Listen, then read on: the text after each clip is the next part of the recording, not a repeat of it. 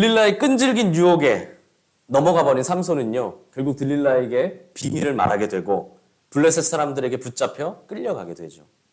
삼손이라면 이를 갈고 있었던 이 블레셋 사람들은요, 삼손의 두 눈을 빼고 쇠줄로 묶고 감옥에서 노역을 시킵니다.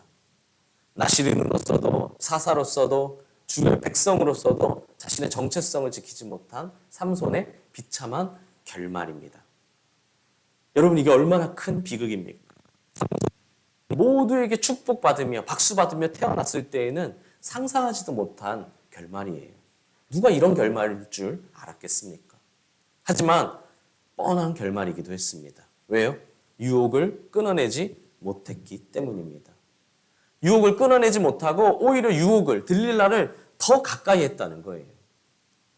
단지 달콤한 사랑 싸움 정도로 생각했던 삼손은요, 그 들릴라 속에 뒤에 있는 날카롭고 강력한 이 숨겨졌던 비수에 찔리고 말았죠. 꼭 명심하십시오. 죄의 유혹은 평생 우리에게 큰 즐거움과 기쁨을 줄 것처럼 보이지만 오히려 내가 가지고 있는 모든 것까지 다 빼앗아갔다는 겁니다. 그럼 어떻게 해야 한다고요? 아예 끊어내셔야 한다고 했습니다. 유혹에 머물러 있으면 누구든지 무너질 수밖에 없습니다. 아무리 신실한 여러분이든 목사든 요셉이든 그 누구든지 말입니다. 성도는 하나님의 말씀을 읽고 순종하는 게 그 어느 것보다 밤양갱보다도 달콤하고 참 자유를 누리게 하는 것인 줄 믿습니다. 근데 참 아이러니한 게 인생이죠. 지금 삼손은요, 두 눈이 뽑히고 막 쇠줄로 묶여있고 강제로 노동을 하며 가장 그의 인생 중에서 가장 비참하고 절망적인 상황을 맞이했습니다. 그런데 육신의 눈을 잃고 난 후에야 삼손은요, 영적 분별력을 잃고 살아왔던 지난 시간을 되돌아보게 되었어요. 블레셋에게 수모를 당하며 육신의 눈은 완전히 감겨버렸지만 그때야 비로소 영적인 눈이 떠지기 시작했다는 겁니다. 22절은 이렇게 말합니다. 삼손의 머리털이 다 밀린 후에 머리털이 다시 자라기 시작하니라. 그럼 머리털은 다 밀어도 다시 자라기 시작하죠.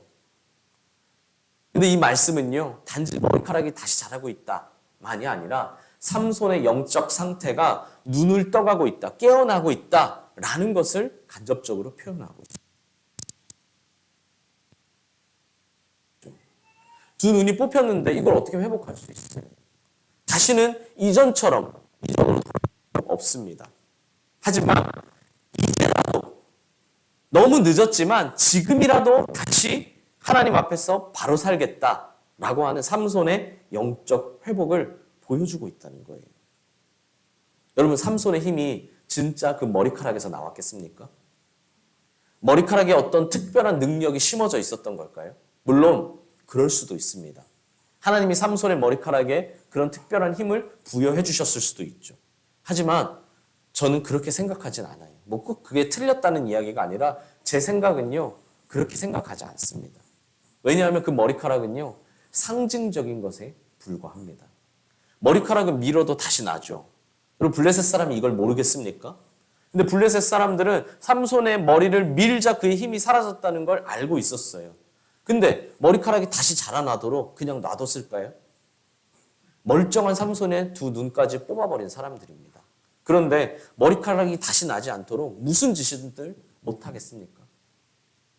근데 머리카락의 길이와 상관없이 삼손이 영적으로 회복되고 있었다는 거예요. 물론 너무 늦었지만, 물론 조금 더 일찍이었다면 좋았겠지만 너무 늦은 그때라도 사사로서의 사명을 온전히 자각하고 있었다는 것이죠. 그리고 그것은 아무리 늦었어도 그때라도 자각하는 것이 분명 복이라는 겁니다. 성도에게 목숨보다 중요한 것은 사명이기 때문이죠. 여러분은 어떤 사명을 갖고 계십니까? 우리 교회를 향한 사명, 내 직업을 통한 사명, 또한 우리 가정에서의 사명이 있어야 합니다. 그리고 이 여러 가지 사명들이요, 서로 충돌하지 않고 서로 하나님의 영광이라는 궁극적인 목적으로 귀결되어야 합니다. 사명들끼리 서로 부딪혀서는 안 된다는 거예요. 교회를 향한 사명, 내 직업을 통한 사명, 내 가정에서의 사명들이 다 하나님의 영광이라는 목적 안에 온전히 하나가 되어야 되죠. 여러분, 사명자도 실수할 수 있습니다. 사명자도 유혹에 빠지고 넘어지고 실패할 수도 있어요. 그러나 우리 하나님은요, 그렇다고 해서 그 사명자를 버리는 게 아니라 다시 일어날 수 있도록 새 소망을 부어주십니다. 아담을 보십시오. 아담이 하나님께 지음받아 정말 많은 일들을 해냈죠. 막 모든 것들 이름도 정해주고 막 여러 가지 일들을 했어요. 근데 그 아담이 죄 짓지 않고 승승장구했습니까? 아니죠. 그러나 죄를 지은 정말 해서는 안 될 일을 범한 아담에게 하나님은 구원의 약속을 주시고 소망을 주셨습니다. 심지어 예수님은 어떻습니까? 가늠하다가 사람들에게 가늠하는 현장이 적발되어 끌려온 여자. 그 사람들이 돌을 던져 죽이려고 하는 그 여자에게도 그의 죄를 용서해 주시고 새로운 희망을 부어 새로운 기회를 주셨죠. 실수가 아니라 반복이 문제라고 했습니다. 환경이 아니라 사명이 관건이라는 겁니다. 여러분, 사명을 갖고 계십니까? 그 사명을 이루시길 소망합니다. 사명을 잃어버린 성도는요, 세상 사람과 다를 바가 없어요. 초인적인 힘을 가진 삼손도 어땠습니까? 머리가 밀자 보통 사람들과 똑같아졌죠. 머리카락의 길이가 문제가 아니라 나시린으로서의 상징이 무너지는 순간, 사라지는 순간 하나님의 능력도 함께 사라졌다는 겁니다. 우리도 마찬가지죠. 여러분, 성도는 머리카락을 밀지 말아야 된다는 소리가 아닙니다. 성도도 뭐 패션으로 싹 밀고 다닐 수도 있어요. 그런데 그게 문제가 아니라 성도에게는 성도로서의 상징이 있는데 그 상징을 잃어버리는 순간 성도 역시 삼손처럼 비참한 결과를 맞이할 수밖에 없다는 거죠. 그렇다면 성도로서의 상징이 무엇입니까? 내가 성도로서 내가 성도임을 나타내는 것, 내가 성도로서의 최소한의 가치, 그것이 무엇이죠? 바로 신앙의 양심입니다. 성도는 이 신앙의 양심을 반드시 지켜야 한다는 거예요. 성도가 신앙의 양심을 지키지 못하면 오히려 세상 사람들보다 더 못한 사람이 된다는 겁니다. 사명이 흔들리면 신앙의 양심이 흔들리고요. 사명을 잃어버리면 내가 더 이상 신앙의 양심을 지켜야 할 이유가 없습니다. 신앙의 양심도 바로 설 수 있다는 겁니다. 성도의 정체성은, 성도의 생명은 바로 이 사명에 달려 있다는 것이죠. 다시 한번 묻겠습니다. 여러분은 어떤 사명을 갖고 계십니까? 성도는 최소한 두 가지 사명은 있어야 돼요. 어떤 사명이요? 교회를 향한 사명, 그리고 자신의 가정에서의 사명. 이 두 가지는 모든 사람이 반드시 있어야 합니다. 그리고 여기에 뭐 몇 가지가 더 더해질 수 있겠지만, 예를 들어 내가 직업이 있다면 직업을 통한 사명도 추가될 수 있겠죠. 뭐 또 여러 가지 사명이 더 추가로 있을 수 있어요. 근데 중요한 건 뭐라고요? 이 여러 사명들이 서로 상충되고 충돌하는 것이 아니라 하나님의 영광이라는 궁극적인 목적으로 귀결될 수 있어야 한다는 거예요. 내가 교회를 향한 막 큰 비전, 사명을 갖고 있습니다. 근데 그것 때문에 가정을 파괴한다면 그것은 옳지 않은 사명이겠죠. 또한 내가 행복한 가정을 꾸리기 위해 막 나름대로 좋은 사명을 갖고 있는데 그것이 교회에 해가 된다면 그것도 바르지 않은 사명이라는 겁니다. 여러분의 사명은 어떻습니까? 하나님의 영광이라는 그 궁극적인 목적으로 귀결되고 있습니까? 아니면 하루가 멀다 하고 몇 번씩 그 사명들이 서로 충돌하고 있습니까? 아, 내가 교회를 위해서는 이렇게 살아야 하는데, 아, 근데 직장에서는 이럴 수밖에 없지.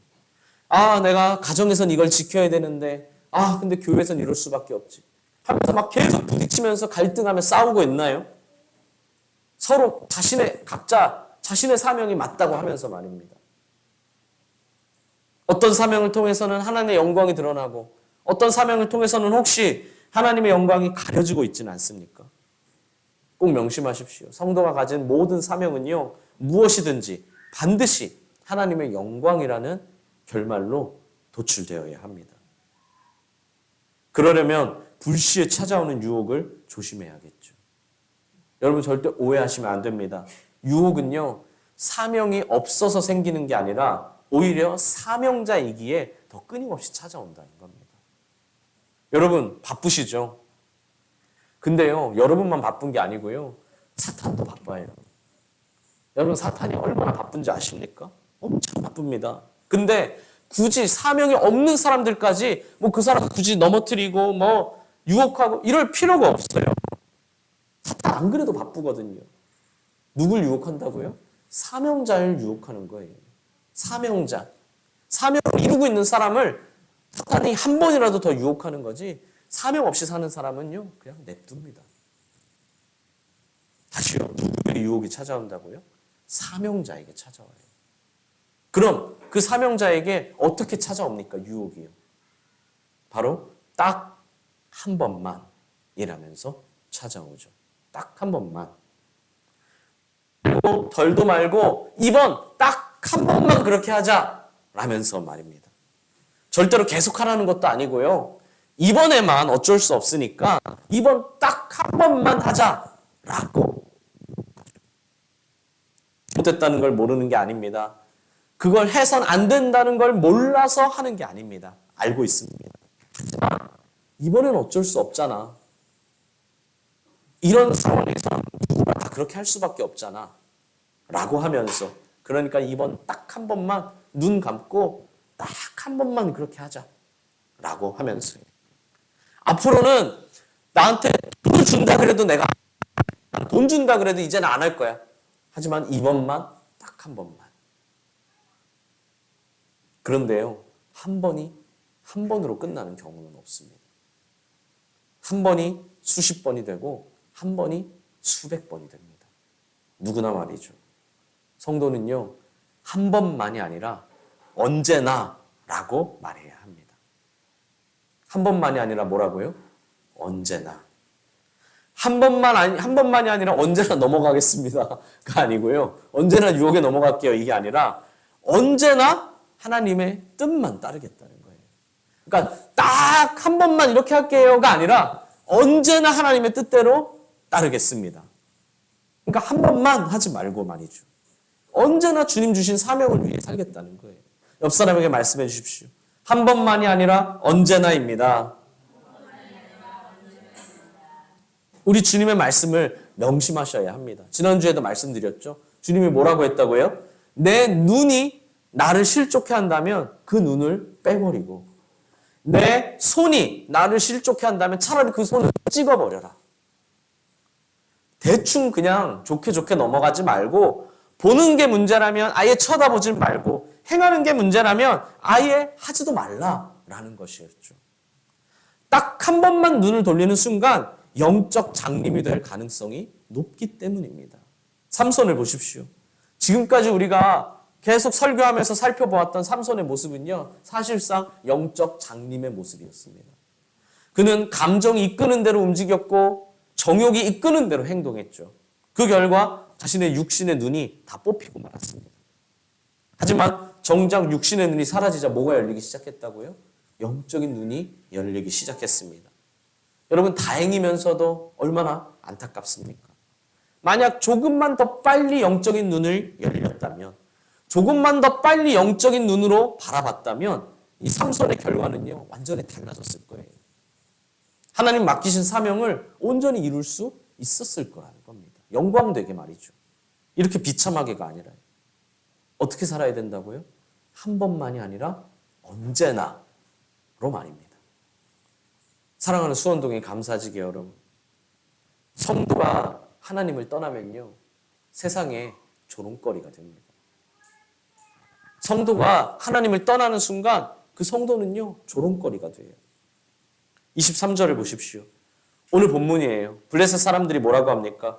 우리의 신이 우리의 원수 삼손을 우리에게 넘겨주었다. 자신의 신 우상 다곤이 삼손을 잡아줬다는 거예요.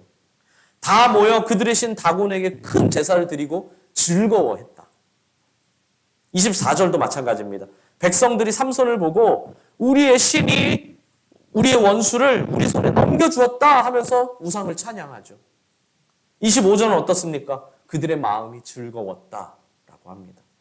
삼손의 비참한 모습을 보며 그들은 즐겼다는 거예요. 또한 우리를 위하여 재주를 부리게 하자. 삼손에게 재롱을 부리게 시켰다는 거예요. 굴욕을 주죠. 그리고 실제로 삼손은 어떻게 합니까? 실제로 재주를 부립니다. 블레셋 사람들 앞에서, 우상 앞에서요, 재주를 부려요. 하나님의 사사가요. 이렇게 굴욕적인 사건이 벌어지고 있는 이 장소가 어디입니까? 지금 이 굴욕적인 사건의 장소, 가사라는 곳이죠. 가사가 어디입니까? 지난주에 삼손이 성문을 통째로 뽑아버려서 산꼭대기에 갖다 놨다고 했죠. 이건 블레셋에게 엄청난 굴욕이고 치욕이에요. 그죠? 자신이 드나드는 성문을 그냥 통째로 뽑아버려서 이걸 다시는 못 가져오게 산꼭대기 위에다 올려놔 버리고 간 거예요. 그러니까 제가 미운 사람이 있어서 그 사람 핸드폰을 뺏어버려서 저기 칠보 산꼭대기 숨겨놓은 거죠. 얼마나 굴욕이에요. 근데 지금 상황이 역전됐죠. 원래는 삼손이 블레셋에게 굴욕을 주었던 이 가사라는 장소가 이제는 신세가 완전히 바뀌어서 블레셋이 삼손에게 재주를 부리게 시키고 조롱하고 욕하는 그 상황이 돼버렸어요. 이런 일이 왜 생겼다고요? 삼손이 자신의 사명을 망각한 채 세상과 벗하고 하나님을 떠났기 때문입니다. 우리도 마찬가지입니다. 성도가 사명을 망각한 채 세상을 사랑하고 하나님을 떠나면 뭐가 된다고요? 세상의 웃음거리, 조롱거리가 됩니다. 세상은 성도가 타협하기만을, 넘어지기만을 기다리고 있어요. 그리고 성도가 타협하고 넘어지는 순간 세상은요, 정말 즐거워하고 기뻐합니다. 본문에서 블레셋이 삼손을 비웃고 조롱하고 욕하는 모습은요, 오늘날 세상이 교회와 성도를 예수님이 않았습니까? 예수님이 이 땅에 오셔서 이 땅에서 사역하실 때에도 군인들에게 끌려갈 때, 채찍에 맞으시고 고난당할 때에도, 결국 십자가에 달려 죽으실 때도요, 예수님을 비웃고 조롱하고 욕하기 바빴어요. 예수님께도 그랬는데 성도에게는 오죽하겠습니까? 예수님은 그 완벽하신데 우리는 예수님처럼 완벽하지도 않은데 말이죠. 9번 잘하다가 한 번 잘못해도 비웃고 조롱하고 욕먹는데 사실은 9번이 아니라 그보다 더 못하고 있는 우리의 현실은 세상에 그냥 가만히 보고만 있지 않는다는 거예요. 게다가 대중에게 영적인 리더로 불리던 사람들이 도덕적인 이슈로 추락하는 모습들을 우리는 종종 보게 되죠. 교회 지도자들이 혹은 교회의 핵심 인물들이라고 했던 사람들이 막 추락하는 모습을 보면요. 그들을 보며 세상은 말합니다. 하나님은 없어. 그럴 줄 알았어. 쟤네도 똑같아. 너희도 똑같아. 오히려 너네가 더 심해. 라면서 비난하죠. 그렇게 교회를 비난하는, 성도를 비난하는 세상이 얄미울 때도 있지만요. 성도가, 교회가 세상으로 하여금 그런 빌미를 준다는 것이 얼마나 큰 죄인지 여러분 감이 오십니까? 그렇게 추락한 사람들이 차라리 뭐 교회가 크지 않았다면, 유명하지 않았다면, 그 사람이 유명하지 않았다면 그나마 덜 했겠죠. 하지만 그들은 이미 커지고 유명해진 상태였고 어쩌면 그렇기에 더 쉽게 추락했을지도 모릅니다. 오해하시면 안 됩니다. 교회가 작으면 타협해도 괜찮고 유명하지 않으면 막 살아도 된다는 게 아니에요. 여러분, 나와 관련된 단 한 사람의 영혼이 얼마나 소중한데 그 한 영혼을 잃는 것이 얼마나 심각한 문제인지 여러분 결코 간과하셔서는 안 됩니다. 그러니까 세상은 우리를 어떻게든 끌어내리려고, 어떻게든 끌리려고 지켜보고 있는데 우리가 그들에게 빌미를 준다면 사실 그거는 굉장히 큰 문제라는 거예요.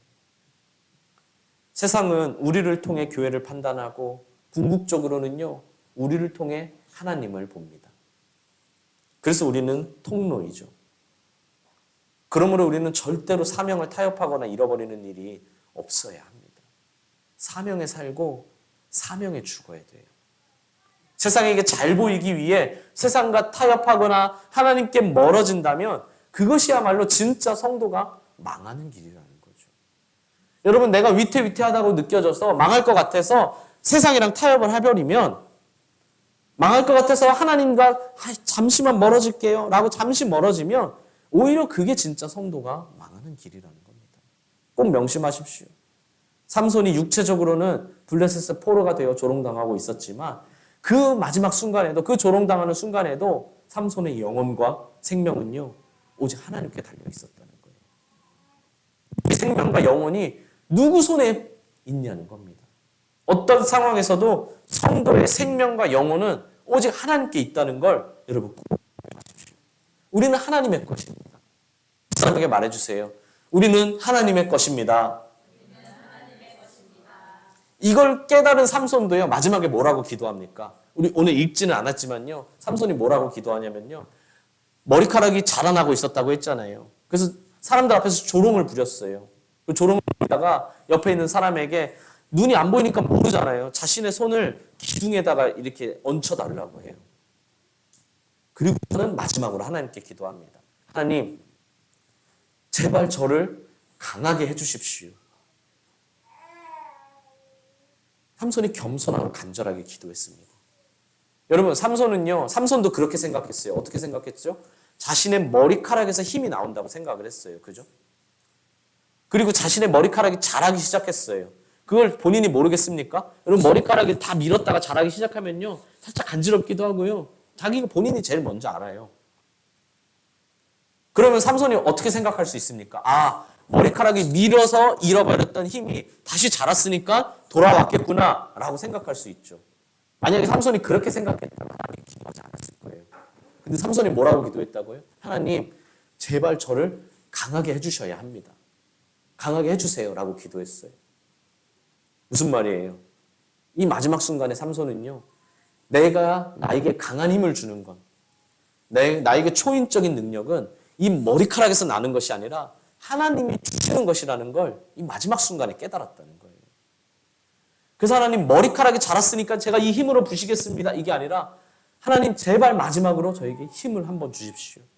라고 기도했다는 겁니다. 28절에 원수를 갚겠다고 하죠. 하나님 마지막으로 저에게 힘을 줘서 원수를 갚게 해주십시오.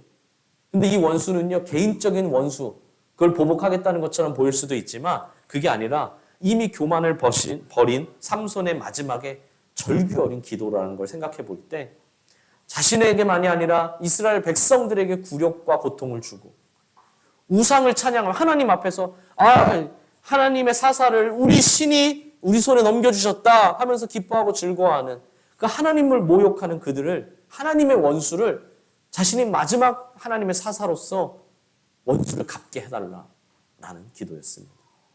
그런 그에게 하나님은 마지막으로 힘을 허락하셨고요. 그렇게 삼손은 기둥을 무너뜨리고 건물을 무너뜨렸죠. 3,000명이라는 어마어마한 숫자가 죽었습니다. 단지 전에는 1,000명이었지만 이번엔 3,000명이나 죽였어. 3배야. 이 숫자도 있겠지만 블레셋의 핵심 인물들이 그 자리에 다 있었거든요. 그 핵심 인물들이 그 자리에서 다 죽게 됩니다. 그렇게 엄청난 타격을 입은 블레셋은요. 실제로 이 이후에 사사기에서 이 블레셋이라는 나라는 언급되지 않습니다. 그만큼 타격을 받아 멸망 직전까지 갔었다는 거죠. 사랑하는 수원동의 감사지기 여러분. 우리는 통로입니다. 카메라로 따지면 우리는 렌즈예요. 세상은 우리를 통해 교회를 판단하고 궁극적으로는 우리를 통해 하나님을 알게 됩니다. 그러므로 우리는 철저히 사명자가 되어야 하죠. 그때 세상이 우리를 통해 하나님을 바르게 볼 수 있습니다. 지금 사명자가 되셔야 합니다. 내일은 항상 있는 게 아닙니다. 기회도 언제나 있는 것이 아니죠. 힘들고 어려운 일은 내일로 미루고 희생하고 헌신할 기회는 자꾸 다음으로 미루고 계시지 않습니까? 기도에도 금요 기도회 그렇게 좋다는데 언젠간 참여할게요. 목장도 나중에 기회 봐서 할게요. 교회가 이렇게 되면 제 상황이 이렇게 되면 할게요. 등등 조건을 걸면서 말입니다. 사명은 그렇게 이룰 수 있는 게 아닙니다. 삼손을 보십시오. 자신에게 주어진 사명을 미룰 때는요. 사명 근처에도 가지 못했습니다. 그럼 언제 사명이 가까이 다가갔죠? 이 마지막 순간에 혼신의 힘을 다 쏟아부을 때, 하나님을 의지할 때, 그때 그 짧은 한순간에 이룬 것이 삼손이 나머지 평생 동안 이룬 것보다 훨씬 더 크고 많았다는 겁니다. 우리도 마찬가지죠. 미루는 자는 결코 사명을 이룰 수가 없어요. 내일이 아니라 지금 순종해야 합니다. 무엇보다 개인에게 주어진 사명도 중요하지만 복음 전파라는 사명을 감당함에 있어서 여러분 혼신의 힘을 다하셔야 합니다. 때를 얻지 못하든지 항상 힘써야 해요. 결과는 하나님께 맡기는 것이고요. 나는 지금 내가 할 수 있는 최선을 다하고 지금 내가 전하면 되는 거죠. 여러분 전하고 계십니까? 삶의 전도는 물론이고 입술로 증거하고 계십니까? 결코 복음을 부끄러워하지 마십시오. 그때 하나님이 우리에게 주신 사명을 온전히 이루게 될 줄 믿습니다. 하나님이 나타내는 깨끗한 통로가 될 줄 믿습니다. 배경이 아무리 멋져도요. 여러분 사진을 찍을 때 렌즈가 더러워져 있으면요 아무 소용이 없어요. 그래서 여러분 핸드폰으로 사진 찍을 때도요. 가끔씩 이렇게 핸드폰 렌즈를 닦아서 사진을 찍어야 합니다. 우리는 하나님의 렌즈라고 했죠. 우리가 온전해야 하나님의 전능하심을, 하나님의 위대하심을, 하나님의 공평하심을 세상에 있는 그대로 나타내고 보여줄 수 있겠죠. 그러면 여러분 사명을 붙잡으십시오. 복음 전파의 사명을. 또한 각자에게 주어진 그 사명이 서로 충돌하지 않고 온전히 하나님의 영광을 위해 이룰 수 있는 이 삼손처럼 마지막 순간에 혼신의 힘을 짜낸 것처럼 우리는 마지막만이 아니라 매 순간 매일매일을 혼신의 힘을 다해 사명을 이루며 살 수 있는 우리가 되기를 우리 하나님께 간절히 기도하며 나아가길 원합니다.